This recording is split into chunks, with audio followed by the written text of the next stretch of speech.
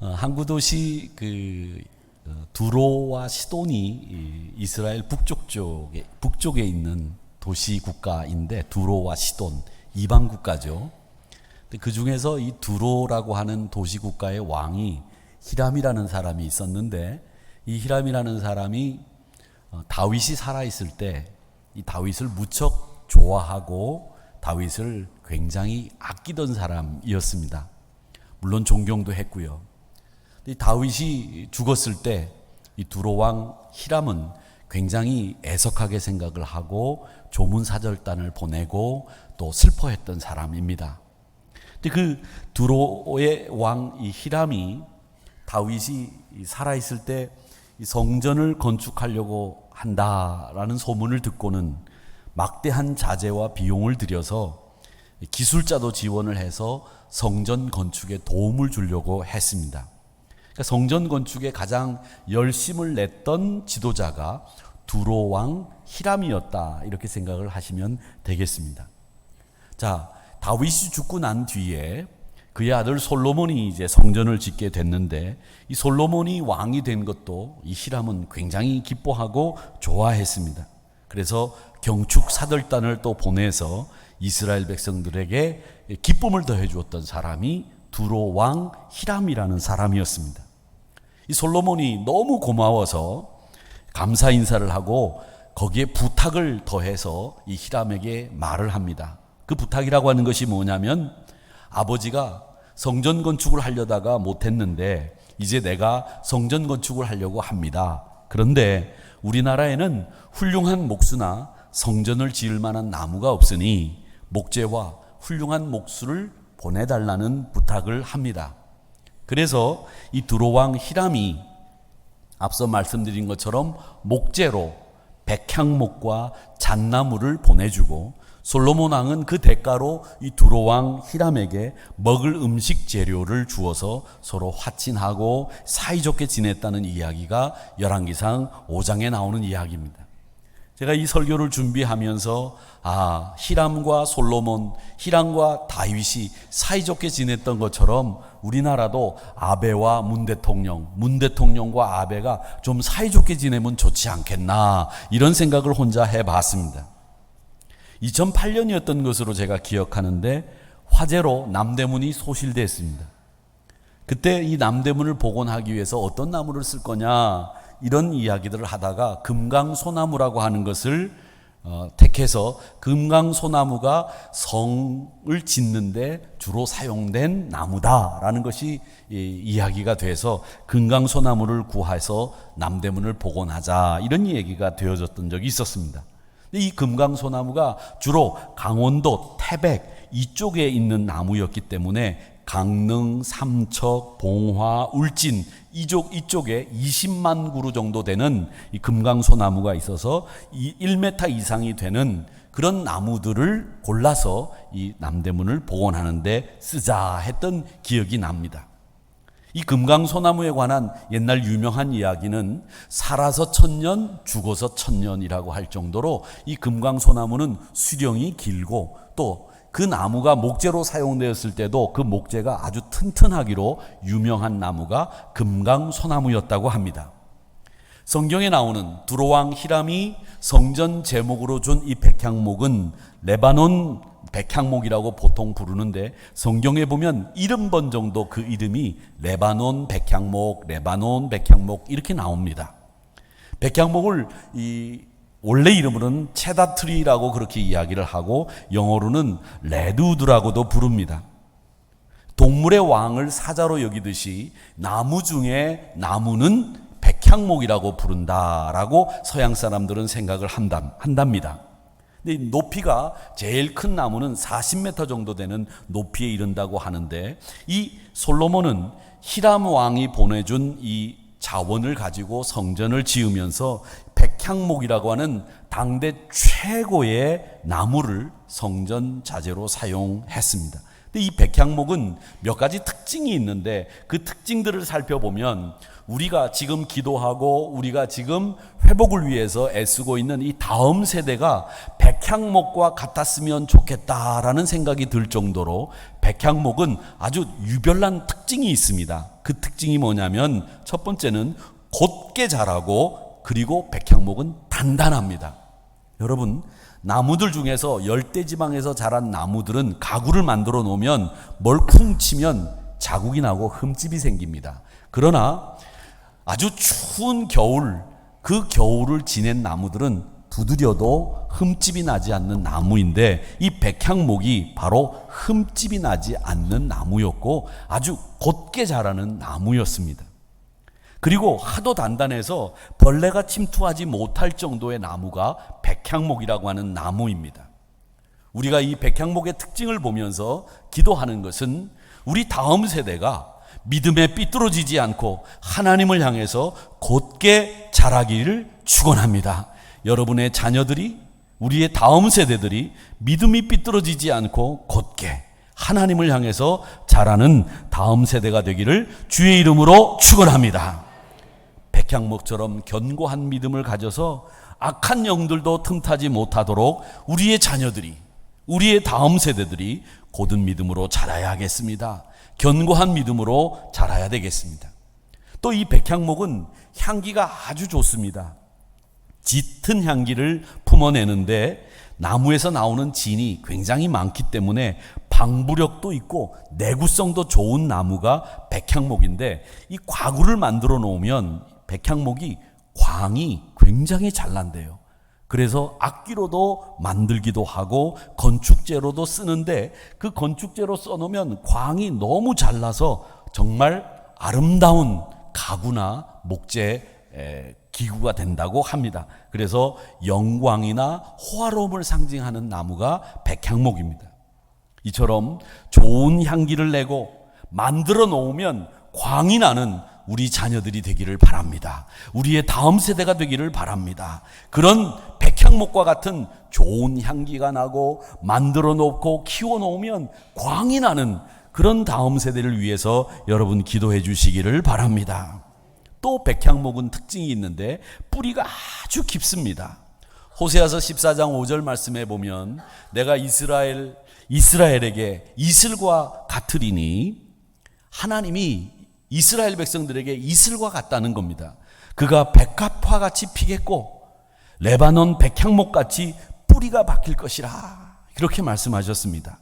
하나님이 이스라엘 백성들에게 내가 이슬이 돼서 너희들을 백합꽃같이 피게 하고 백향목처럼 뿌리를 깊이 내리는 나무가 되게 하겠다, 이 얘기를 하시고 있는 겁니다. 나무 중에 말이죠, 좋은 나무는 일단 뿌리가 튼튼합니다. 제가 아카시아 나무를 얘기를 했더니 일부 예배 끝나고 난 뒤에 어떤 장로님이 오셔서 하시는 말씀이, 목사님, 나무 중에 진짜 뿌리가 깊게 곧게 내려가는 나무가 있는데 그 나무가 소나무입니다. 그 소나무를 옮기기 위해서는 그 뿌리부터 차근차근 정리를 해야 옮길 수 있지, 뿌리가 정리되지 않으면 나무를 옮길 수 없다는 거예요. 그만큼 뿌리가 깊이 내려가기 때문에 소나무가 1000년을 간다는 거예요. 여러분, 뿌리는 나무에 영양을 공급하지 않습니까? 좋은 열매를 맺게 합니다. 그렇기 때문에 우리 이 많은 어려움이 닥치는 세상 속에서 우리 다음 세대도 하나님의 능력과 은혜를 전적으로 의지해서 그분의 능력을 공급받아서 뿌리를 깊이 내려서 흔들리지 않는 그런 믿음의 다음 세대와 자녀들이 되기를 위해 기도해 주시기를 바랍니다. 뿌리가 깊으면요, 이 나무가 든든하게 세워집니다. 지금 태풍이 올라오다가 소멸됐다고 하는데 이제 계속 태풍이 올라올 겁니다. 태풍의 속도가 초속 15m면 간판이 날아갑니다. 25m면 기와장이 날아갑니다.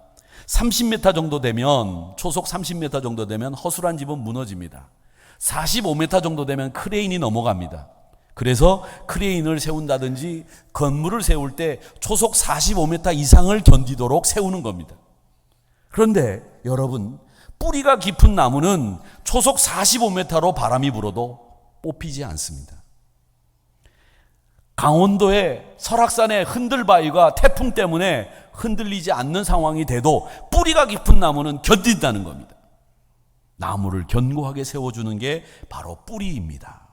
이처럼 인생의 여러 가지 환난, 고난, 바람이 닥쳐올 때에 연약한 인간인 우리가 다음 세대를 든든히 붙잡아 주시기를 원합니다 라고 했을 때, 여러분, 우리 다음 세대, 우리 자녀들 뿌리를 깊이 내려서 어떤 어려움에도 흔들리지 않는 다음 세대와 자녀가 되게 해달라고, 백향목과 같은 자녀가 되게 해달라고 기도하시기를 주의 이름으로 축원합니다.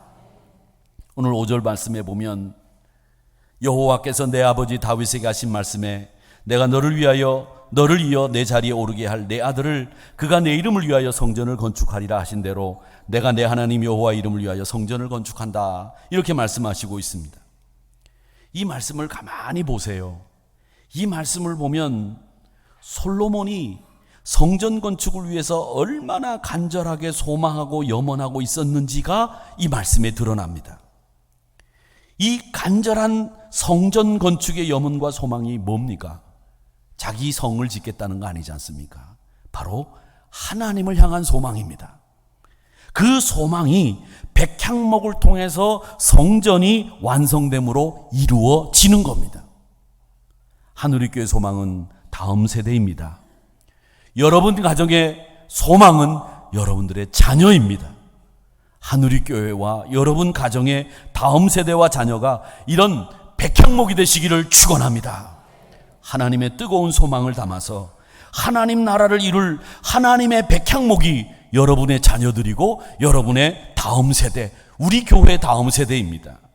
하나님께서 여러분의 가정과 하누리교회를 통해서 이루시고자 하는 거룩한 뜻이 백향목과 같이 다음 세대를 통해서 이루어지게 될 줄 믿습니다. 여러분의 기도 제목이 여러분의 자녀를 통해서라도 이루어지게 되기를 축원합니다. 그 좋은 소망이 이루어지는 루트를 보세요. 4절 보시면 이제 내 하나님 여호와께서 내게 사방에 태평을 주심에 원수도 없고 재앙도 없도다, 그렇게 말씀하셨습니다. 여러분의 가정, 여러분 하누리교회 다음 세대가 하나님께서 주시는 사방의 태평으로 원수도 없고 재앙도 없는 복을 누리시기를 축원합니다. 그 백향목은 누가 주시느냐? 하나님이 주시는 겁니다. 이 말은 소망을 누가 주시느냐? 하나님이 주신다는 거예요. 소망을 하나님이 주시는 겁니다. 하나님이 주시는 소망에 하나님이 주시는 백향목으로 우리 교회의 미래를, 여러분 가정의 미래를 밝혀가시기를 축원합니다. 느헤미야를 보십시오. 예루살렘으로 돌아왔는데 성벽이 다 무너졌어요. 승냥이가 다니고 갈대가 깊어가지고 사람이 못 다녀요. 예루살렘이 예전의 예루살렘이 아니고 완전히 폐허가 됐어요. 그 성벽을 보고 느헤미야가 통곡을 합니다. 그 무너진 그 성벽을 보고 소망을 갖지 못할 정도로 통곡을 했는데, 그 성벽을 바라보면서 이걸 복원해야 되겠다고 하는 소망을 느헤미야가 가집니다. 소망이 생기니까 느헤미야가 하나님 앞에 기도했어요. 소망이 생기니까 왕이 그를 위해서 마병을 제공하고 군대 장관을 제공하고 성전을 지을 수 있는 시간을 허락해 주었어요. 느헤미야가 하나님이 기뻐하실 만한 소망을 품으니까 사방에서 그를 돕는 손길들이 다가오기 시작했다는 거예요. 그리고 그 소망을 이루어지게 만드셨습니다. 마찬가지로 솔로몬에게도 성전이라고 하는 하나님이 기뻐하실 만한 소망을 갖게 하시니까 두로왕 히람을 통해서 백향목을 주시고 그 일이 이루어지도록 기술자도 보내주시고 많은 국민들이, 백성들이 함께 힘을 합할 수 있도록 함께하는 공동체가 이루어졌다는 겁니다. 사랑하는 성도 여러분, 바로 그것이 하나님께서 주시는 소망으로 이루어진 일입니다. 여러분의 소망은 하나님이 주신 소망으로 세워지시기를 축원합니다. 저희들이 학교를 다닐 때 우스갯소리로 FM 장학금이라는 말을 썼습니다. FM 장학금. 넌 이번에 장학금 뭐 받았냐? 그러면 나 FM 장학금 받았다. 야, 잘했구나. FM 장학금이 뭐냐면 Fathers and Mothers 장학금입니다. 그러니까 부모님이 주시는 장학금이에요. 그게 FM 장학금이었어요. 저도 학교를 다니면서 꾸준히 FM 장학금을 받았습니다. 꾸준히. 그 장학금을 받으면서 사실은 한 번도 미안한 생각이 들지 않았는데 이 대학원을 다닐 때쯤 돼가지고서는 제가 너무 미안하고 송구스러웠던 기억이 납니다. 부모님이 당신 쓸 거 안 쓰고 저를 위해서 큰 돈을 들여서 공부시킨 이유가 뭘까? 지금도 생각해 봅니다. 그 이유는 단 한 가지. 공부해서 남주라고, 남을 위해서 살라고 그렇게 공부시키려고 고생하신 것이라고 생각합니다. 그 은혜를 입고 저도 여러분도 지금 이 자리에 있는 겁니다. 우리 한국 부모님들이 자식 공부 안 시키겠다고 하시는 부모님들 누가 있습니까? 다 자식을 공부시키려고 아둥바둥 정말 애를 쓰시면서 살아오셨고 그렇게 사셨습니다. 그 이유는 뭐냐? 바로 우리 가정의 다음 세대, 우리 가정의 자녀, 이 친구들이 미래고 소망이다 생각을 하셨기 때문에 그 다음 세대를 준비하기 위해서 뼈를 깎는 아픔을 견디신 겁니다. 우리 한우리교회 다음 세대를 준비시키는 교회 되기를 축원합니다. 여러분의 가정, 자녀들을 위해 기도 물론 많이 하시겠지만 자녀들을 위해 특별히 더 많이 기도하시는 7월 한 달 되시기를 축원합니다. 7월 한 달은 자녀를 위해서, 다음 세대를 위해서 내가 기도하고 말씀 보겠다, 이렇게 작정하시고 다음 세대를 준비시키시기를 축원합니다. 신학자들 중에서는 독일 사람이 유명합니다. 나치치하에서 맹위를 떨쳤던 신학자들이 있죠. 천주교에서도 성자로 성복지성을 했던 본 회퍼, 그다음에 칼 바르트, 그 바르멘 조약이라고 해가지고 바르멘에서 나치의 통치를 거부하고 하나님 나라가 이루어지기를 소망하는 선언문을 만들었던 사람들이 그 칼바르트와 여러 목사님들인데 그걸 바르멘 선언이라고 합니다. 우리는 2차 세계대전 당시에 독일 목사님들이 뭘 했는지 잘 모르지만 그때 그분들이 바르멘에 모여서 나치 통치를 거부하는 선언문까지 만들고 저항을 했던 것이죠. 희망의 신학의 주인공 몰트만, 또 교회 밖에도 구원이 있다라고 이야기를 해서 무리를 일으켰던 독일 신학자 한스 퀸이라는 사람이 있습니다. 교회론에 관련된 책으로는 제일 좋은 책을 쓴 책이죠. 이렇게 두꺼운 책인데 교회론에 대해서는 정말 그 책을 넘어설 책이 없을 정도로 교회론에 대해서는 탁월한 책을 쓴 분인데 교회 밖에도 구원이 있다 해가지고 거기에 영향을 받은 감리교 신학자들이 출교를 당하고 학장자리에서 쫓겨나고 난리가 났던 그 주인공이 한스 퀸인데 독일 사람입니다. 근데 그 중에서도 성령신학으로 유명한 헬무트 틸리케라고 하는 목사님이 계십니다. 교수님이시기도 하고 목사님이신데 전쟁으로 2차 세계대전으로 다 무너져가는 그 독일의 슈투트가르트라고 하는 곳에서 목회를 하신 분이십니다. 이 슈투트가르트라고 하는 곳은 굉장히 유명한 공업도시입니다. 자동차 중에 유명한 포르쉐라고 하는 자동차를 만드는 공장이 슈투트가르트에 있습니다. 여기서 목회를 했는데 어느 날 낮 시간에 목사님이 교회에서 몇 명의 사람들과 성경 공부를 하고 있는데 교회당 옆에 일직선으로 큰 도로가 뚫려 있는데 거기에 히틀러 군대가 지축을 흔들면서 행진을 해가고 있는 거예요. 전차, 대공포, 여러 전용 군용 찝차들, 그리고 젊은이들이 완전군장을 하고 전쟁터로 이제 나가는 겁니다.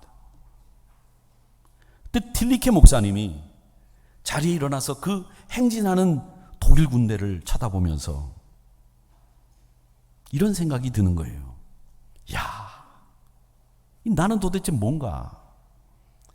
역사의 주인은 저 젊은이들을 마음대로, 저 무기들을 마음대로 조종하는 히틀러가 아니겠는가? 히틀러는 저 막강한 군대의 힘으로 세계를 정복하고 있는데 나는 히틀러가 쓸모없다고 버린 장애인, 나이 든 사람들 몇 앉혀놓고 지금 난 뭐 하는 건가? 이런 생각이 드시더라는 겁니다.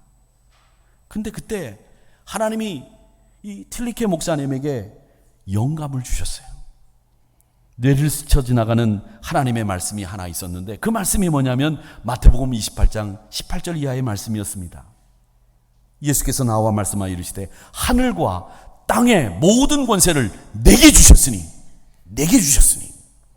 그러므로 너희는 가서 모든 민족을 제자 삼아 아버지와 아들과 성령의 이름으로 세례를 베풀고 내가 너희에게 분부한 모든 것을 가르쳐 지키게 하라. 볼지어다 내가 세상 끝날까지 너희와 항상 함께 있으리라 하시니라. 그 말씀이 머릿속에 확 떠오르는 거예요. 그러면서 틸리케 목사님이 잠깐 잘못 생각했던 것을 뉘우치고 주먹을 불끈 쥐고 외쳤습니다. 그렇다. 하늘과 땅의 권세를 쥐고 있는 사람은 히틀러가 아니고 예수님이시다. 나는 주님의 제자다. 그렇게 고백을 하면서 보잘것없다고 생각하는 사람이라도 그분들을 데리고 주님께서 분부하신 대로 배우고 순종할 수 있는 사람을 만드는 일, 그게 내가 할 일이다. 이렇게 생각하시면서 그 일을 감당했다는 유명한 이야기가 있습니다. 다음 세대를 준비시키는 교회, 저는 그 교회가 어떤 교회냐? 저는요, 사람을 바라보면 사람 욕심이 나는 교회가 다음 세대를 준비시키고 세우는 교회라고 생각합니다. 죽어가는 영혼을 살려야 되겠다고 하는 욕심, 괜찮은 청년, 학생들을 키워내고 하나님의 사람으로 준비시키는 욕심이 있는 교회, 그 교회가 하늘의 교회가 되기를 주의 이름으로 축원합니다. 선교도 중요하고 전도도 중요하고 봉사도 중요하지만 사람을 세우는 일이 더 중요합니다. 그 사람이 선교하고 그 사람이 전도하고 그 사람이 봉사하는 거예요. 여러분, 예수 잘 믿는 젊은이들이 선교적인 영향력을 끼치는 사람으로 살아가는 것을 보십시오. 얼마나 멋있습니까? 믿음으로 선 영향력 있는 지도자가 여러 분야에서 하나님을 증거하면서 삶을 산다고 하는 거, 그게 전도고 그게 선교예요. 우리 하늘의 교회는 사람에게 욕심을 내는 교회가 되기를 축원합니다. 사람에게 깊은 관심을 가지는 교회가 되기를 축원합니다. 여러분, 오늘 평소에 입지 않던 복장들을 입고 오셨으니 사람들을, 우리 성도들을 더 유심히 보시기를 축원합니다. 더 유심히 보시고, 야, 권사님 멋있습니다. 장로님 멋있습니다. 그렇게 칭찬하시면서 사람에게 관심을 기울이시기를 축원합니다. 그러기 위해서는, 우리 다음 세대를 위해서는 다음 세대 누가 키워주시느냐? 하나님이 키워주시는 거예요.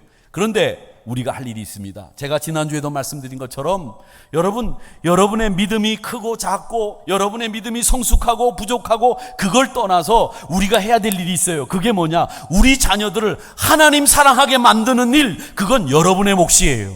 다른 사람 몫이 아닙니다. 여러분이 하셔야 될 일이에요. 그러기에 우리 자녀들에게, 다음 세대들에게 주일 성수를 가르쳐 주시기를 바랍니다. 하나님 이외에는 주일은 어느 누구에게도 좌우되지 않는 날, 신성불가침의 날이 되어야 됩니다. 이 주일을 어떻게 지났느냐에 따라서 여러분의 일주일이 달라져요. 여러분이 일주일을 어떻게 사느냐, 이 주일에 관건이 달려 있습니다. 그러기에 여러분의 자녀들과 다음 세대에게 주일을 목숨처럼 지키도록 가르치고 행하시도록 지도해 주시기를 축원합니다. 또 온전한 11조를 드리도록 가르쳐 주십시오.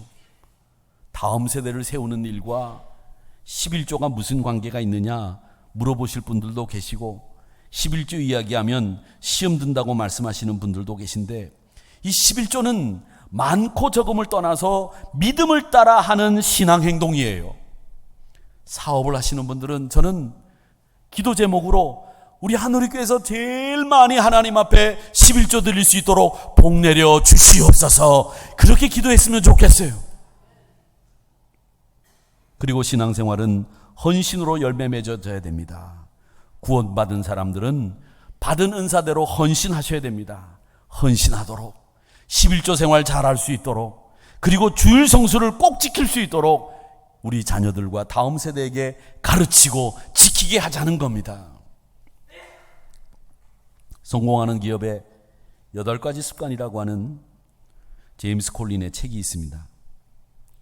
비슷비슷한 제목의 책들이, 성공학에 관련된 책들이 도서에 많이 출간됐던 적이 있었는데, 책방에 많이 출간된 적이 있었는데, 이 제임스 콜린은 그 책에서 이런 이야기를 했습니다. 미국의 대표적인 텔레비전과 라디오를 만들던 제니스라고 하는 회사가 있었고요. 또 핸드폰을 만들던 모토로라라고 하는 회사가 있었습니다. 이 제니스라고 하는 회사는 유진 맥도날드라고 하는 창업주가 굉장히 카리스마가 있고 성격이 급했고 추진력이 강해서 직원들을 항상 자기가 원하는 방향으로 끌고 갔다고 합니다.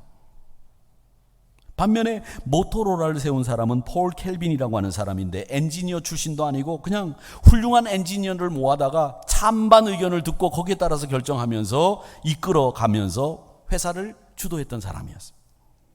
직원들이 주도하는 회사로 만들었던 겁니다. 처음에는 이 회사가, 제니스라고 하는 회사, 모토로라라고 하는 회사가 비슷하게 성장을 하다가 나중에는 제니스는 없어졌어요. 모토로라는 지금 삼성이나 애플 때문에 이 전화기 사업은 접고 다른 사업을 통해 가지고 지금 사세를 확장시켜 나가고 있죠. 최첨단 통신 장비를 만드는 모토로라는 세계적인 회사로 발돋움을 했습니다. 그러나 제니스는 없어졌어요. 뭘 말하는 겁니까? 여러분, 특출한 지도자, 카리스마가 있는 지도자가 추진력 있게 기업을 이끌어가는 게 중요한 게 아니라 사람을 키우고 사람의 판단력을 여러 사람들을 통해서 함께 생각을 했던 회사가 크더라는 거예요. 올림픽 금메달을 따는 선수들 이면에 보면 끊임없이 지원해주는 대기업들이 있지 않습니까? 기업하는 일도 사람을 세우는 일이라고 요즘은 생각하고 있어요. 그래서 선수들 유니폼에 보면 그 후원하는 기업들의 상표가, 로고가 계속 붙어 있지 않습니까? 얼마나 많이 붙어 있습니까? 물론 더 많은 이익을 내기 위해서 홍보를 하는 것이기도 하지만 사람을 키우려고 그렇게 하는 거예요. 우리 교회가 사람을 키우기 위해서 장학금을 드립니다. 다음 세대를 준비시킵니다. 그런데 우리가 기업이 하는 이 장학금 그리고 후원, 그 액수만큼 교회가 못 따라가요. 우리가 장학금을 우리 성결교단에서도 많이 주는 편인데도 기업하고는 진짜 세 발의 피예요. 기업들의 막강한 후원과 장학금 액수는 따라갈 수가 없습니다. 그런데 여러분, 우리가 기업보다 더 많이 후원할 수 있는 게 있어요. 더 많이 후원할 수 있는 게 있다고요. 그게 뭐냐? 여러분의 다음 세대와 자녀를 위한 기도 후원입니다. 이건 기업이 할 수 없는 후원이에요. 여러분 가정에서 부모님들이, 우리 한우리교회에서 여러분들이 할 수 있는 후원, 그게 뭐냐? 기도 후원. 이건 기업이 못해요. 흉내도 못 내요. 잊지 마시기를 축원합니다. 다음 세대를 준비시키는 한우리교회가 있다는 것을 기억하시고 이 사명에 헌신하시는 우리 성도님들이 되시기를 주님의 이름으로 축원합니다.